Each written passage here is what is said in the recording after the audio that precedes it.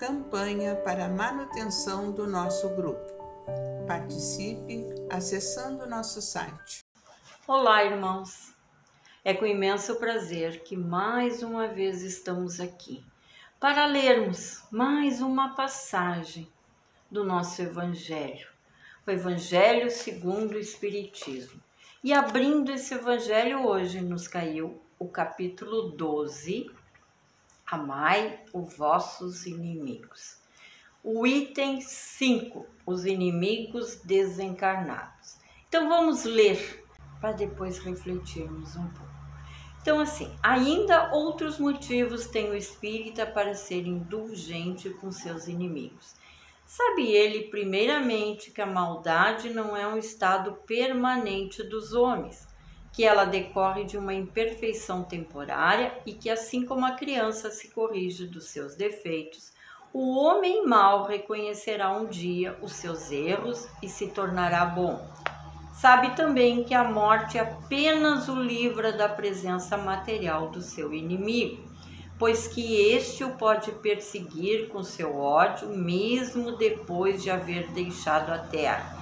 Que assim a vingança que tome falha ao seu objetivo visto, que ao contrário, tem por efeito produzir maior irritação, capaz de passar de uma existência a outra.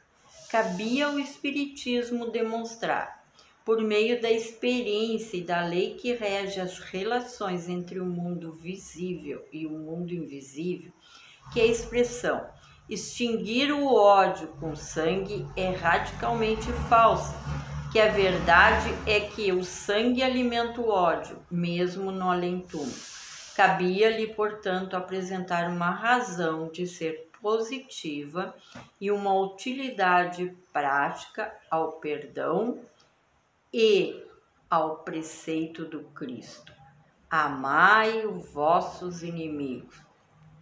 Não há coração tão perverso que, mesmo a seu mau grado, não se mostre sensível ao bom proceder.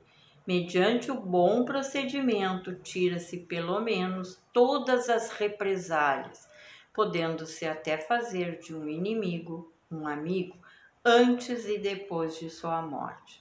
Com o mau proceder, o homem irrita o seu inimigo, que então se constitui instrumento de que a justiça de Deus se serve para punir aquele que não perdoou. O item 6. Pode-se, portanto, contar inimigos, assim entre os encarnados como entre os desencarnados.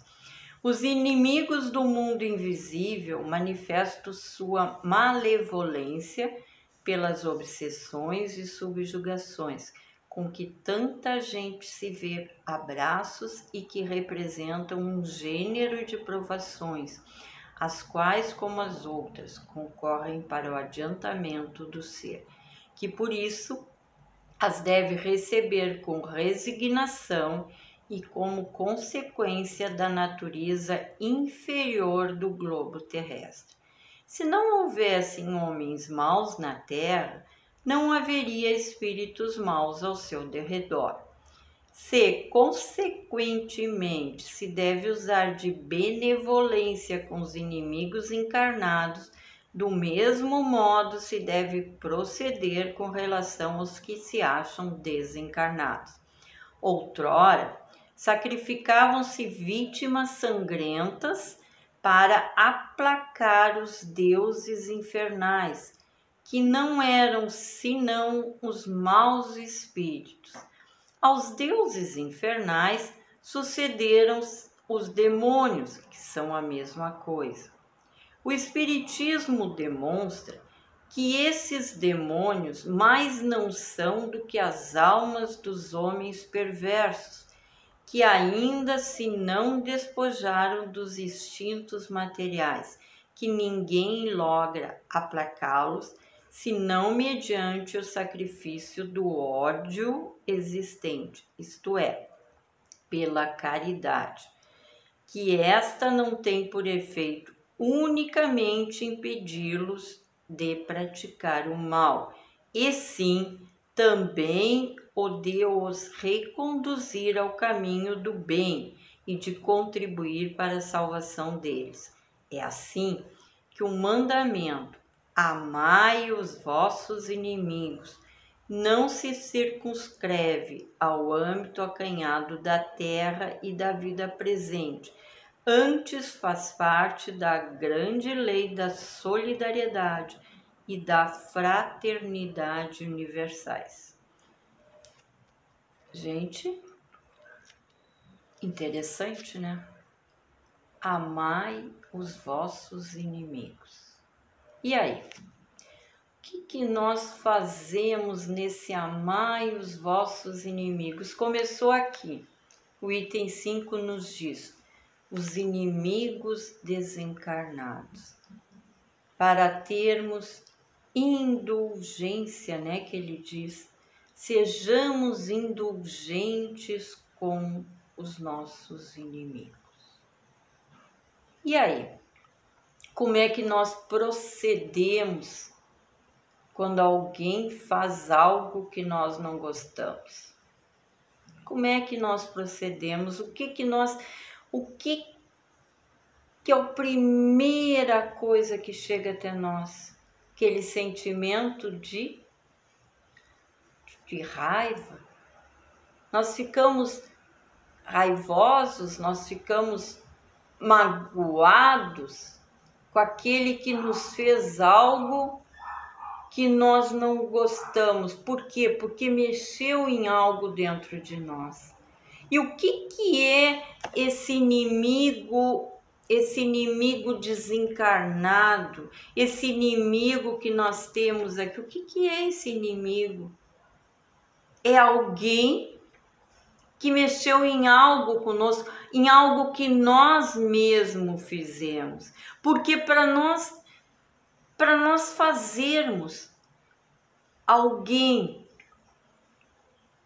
ter algo contra nós, ou nós ficarmos contra alguém, é porque algo houve, foi feito alguma coisa que nós não aprovamos, que nós não gostamos, que não foi aquilo que nós pensávamos.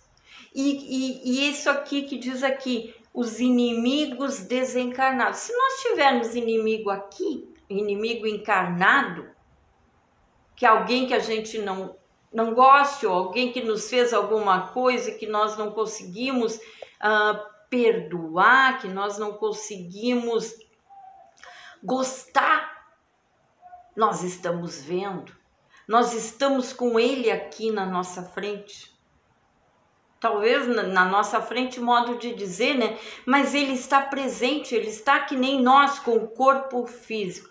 Mas e aquele inimigo? E aquele que nós não gostamos, que nos fez algo, que nos magoou, que mexeu com o nosso, aquele brio, aquele nosso amor próprio, que mexeu com alguma coisa em nós e que nós não aceitamos aquilo que ele fez, mas ele já desencarnou. Ele não está mais presente aqui. E nós brigamos, nós nos desentendemos, nós ainda pensamos, ainda ficamos magoados, ficamos com raiva, não perdoamos. Mas ele não está mais aqui. E o que acontece? Ele continua recebendo as nossas vibrações, ele continua se magoando com aquilo que nós pensamos, ele continua sendo atingido por aquilo que nós irradiamos para ele. Então, por isso que Jesus na sua sábia sabedoria, Jesus, quando veio aqui nos ensinar o amor, Jesus veio nos ensinar o amor, Jesus veio nos ensinar que todos somos iguais. Jesus veio nos ensinar que aquele que faz algo contra nós e nos deixa raivosos, nos deixa magoados, nós também podemos fazer. Nós também fazemos. E nós muitas vezes não nos damos conta daquilo que estamos fazendo. daquilo que estamos sendo um instrumento. Por isso que ele diz: reconcilie-se, procure se entender, porque aí acontece o quê? Ficamos perturbados, ficamos muitas vezes sendo... Por quê? Porque nós com os nossos pensamentos, nós irradiamos para eles que já não estão mais aqui. E eles também podem irradiar para nós. Por quê? Porque nós estamos na mesma sintonia, irmãos. Porque no momento que nós estamos vibrando na mágoa, na raiva, eles também. Porque se nós ficamos magoados, eles também estão magoados. Então, quando nós estamos ainda encarnados, com esse corpo físico aqui, nós podemos chegar para aquele que nos magoou, para aquele que nos fez algo e pedir desculpa. Ou se não conseguimos chegar no cara a cara, fazemos nas nossas preces, pedimos desculpa por aquilo que provocamos, por aquilo que fizemos, não é? Então, por isso nos reconciliarmos, por isso nos amar. O que é perdoar? Que diz assim, ó, perdão, ele nos liberta do passado doloroso. Então, meus irmãos, muitas vezes a gente não sabe por que aconteceu aquilo conosco. Por que aquele irmão nos disse uma coisa que nós não gostamos. Nosso passado doloroso, porque nós sabemos que nós não temos só essa existência. Nós temos várias existências. Nessa, nós sabemos que já estamos melhores, ou que estamos procurando ser melhores. E nas outras, o que nós fizemos? A quem nós magoamos? E talvez esse, que é o nosso inimigo hoje, que nós dizemos que é o nosso inimigo, porque fez algo que nos magoou, que nos feriu, que doeu em nós. Talvez nós tenhamos feito para ele em outros tempos. Então, é por isso que vem essa mensagem de Jesus dizendo: amai os vossos inimigos. Porque nós também podemos ser inimigos. E aí nós vamos querer que nos amem. Nós vamos querer o amor. Nós vamos querer o perdão. Porque não adianta a gente duelar e duelar. Antigamente duelavam com as armas de fogo. Depois nós não duelamos mais com as armas, mas nós duelamos com o pensamento. Nós ficamos muitas vezes duelando com o pensamento. E aí nós ficamos obsediando, nós ficamos incomodando. Não é verdade? E aí tem outra coisa aqui nesse livro que nos diz assim: perdoar passa a ser mais fácil quando decidimos deixar de acreditar que somos vítimas. Por quê? Porque nós não somos vítimas. Ninguém é vítima. Nós nos acreditamos vítimas. Então aqui diz: quando decidimos deixar de acreditar que somos vítimas, aí nós conseguimos perdoar, porque o perdoar não é dizer assim, eu perdoo, mas que eu não posso mais ouvir falar no nome dele, eu não posso mais ver ele passando por mim.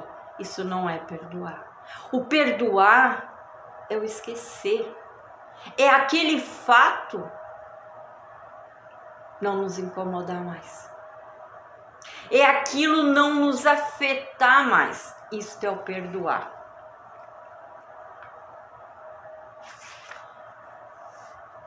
E também, para ser feliz, tudo o que é preciso fazer é deixar de julgar. É isso, meus irmãos. É isso que nós temos que fazer. Amai os vossos inimigos. Vamos amar os nossos inimigos, porque nós também podemos ser inimigos de alguém. Nós também podemos fazer coisas que magoamos alguém, que ferimos alguém. E aí nós não vamos querer o ressentimento, o ódio contra nós. Então vamos fazer isso aqui que Jesus nos disse: amai os vossos inimigos. Então, com essas palavras, vamos agora passar para a segunda parte do nosso trabalho. Vamos fazer as preces e irradiações. Irmãos, vamos unir nossas almas confiantes para dedicar nosso pensamento e sentimentos fraternos para quem precisa, quem está carente de saúde e de paz. Convidamos todos os irmãos a manterem seus corações e pensamentos vibrando nas preces que faremos a Deus a partir desse momento, em favor daqueles a quem endereçarmos nossas vibrações. Prece para os enfermos. Neste momento, abrimos uma corrente de vibrações em benefício de nossos irmãos enfermos, que se encontram em nossas casas, hospitais, casas de caridade e demais locais, onde se acham passando por dolorosas provações. Senhor, pedimos alívio para esses irmãos, que o teu infinito amor permita que os divinos mensageiros possam deles se aproximar, suavizando-lhes o sofrimento. Senhor, se as tuas leis permitirem, que possam recuperar a saúde e tenham muita coragem e esperanças sobre a tua misericórdia infinita. Prece para os desencarnados. Pai, lembramos com muito carinho dos nossos irmãos desencarnados, pedindo tuas bênçãos a estes irmãos queridos, que possam despertar para a realidade espiritual, sobre a luz da verdade e de teu sublime amor, que se esclareçam, se libertem de todas as perturbações, reanime-se e progridam, envolvidos na força da tua amorosa proteção. Prece para os lares. Pai, precisamos que o teu amor ilumine os nossos lares, afastando as trevas da incompreensão, dos vícios, do sofrimento, das perturbações espirituais. Ajuda-nos, Pai, a compreender que somos todos teus filhos, formando uma família com quem temos a necessidade de aprender a amar, auxiliando-nos uns aos outros, que os nossos lares reine harmonia, paz, sob as tuas bênçãos divinas. Prece para a paz no mundo. Em ti, Senhor, está a força suprema do bem e da paz que governa o universo. Abençoa os dirigentes de todas as nações, especialmente os do nosso país, que saibam governar bem sob a tua proteção, no sentido da ordem e da fraternidade universal. Prece de encerramento. Graças, Senhor, por esses momentos felizes e pela assistência amorosa dos bons espíritos.